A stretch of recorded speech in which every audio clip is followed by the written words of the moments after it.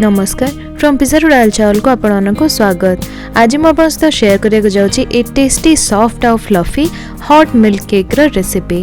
Cake रे आमे सब रूम टेम्परेचर इंग्रेडिएंट यूज करे किंतु ए केक रे गरम क्षीर यूज होती आ एटा बहुत ही सॉफ्ट होता है, तो निहाती रेसिपी को ट्राई करंतु। If you want to see this recipe in English then check out the I button on the top right corner. First मुझे गोटे बाउल नहीं गोटे कप दही, 2/3 कप तेल आ 8 टेबल स्पून बा 3/4 कप चीनी ए सब को भल भाव में गोले की मिसई नवा जत जाए चीनी भल भाव में मेल्ट न हो जाइए। एबे एथरे गोटे टीस्पून वैनिला एसेंस देकी ताकू मध्य गोले नवा।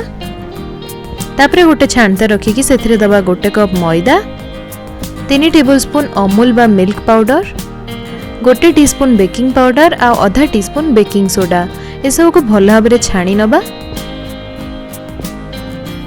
तापरे याको भल भाव में गोले नहीं कि मिसई नवा। एबे एथिरे आधा कप गरम क्षीर देकी पूरा भल भाव में गोले नवा।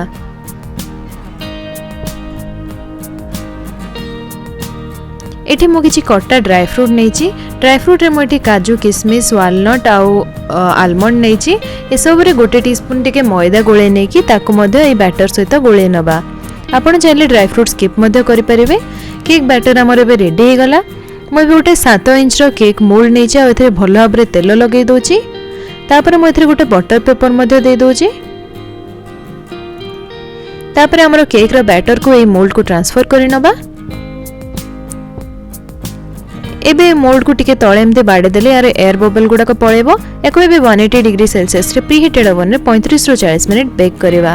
देखंतु बेक हैला परे हमर केक केमते बढ़िया भाबरे गोल्डन ही जायछि। एको ठंडा हबा को छाड़ दबा। ठंडा होला परे यार चारिपटे टिके छुरी बुले दबा। तापर एको गोटे प्लेट रे एमते डिमोल्ड कर नबा। यार पछपटे बटर पेपर को एबे हमें हटै दबा।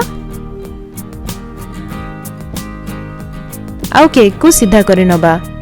देखो तो हमारा केक कितने बढ़िया सुंदर देखा जाउची। यार ऊपरटा बढ़िया भाव में गोल्डन ही जाइए। आ केकटा बहुत ही नरम होता है।